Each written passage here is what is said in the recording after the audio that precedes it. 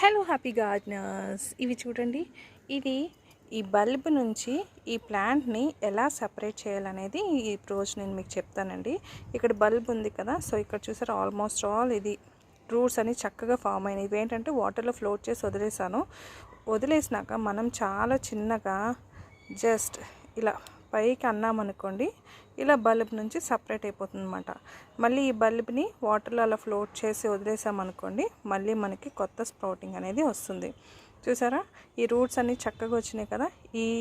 ఇంతవరకు పైన ఉండాలి.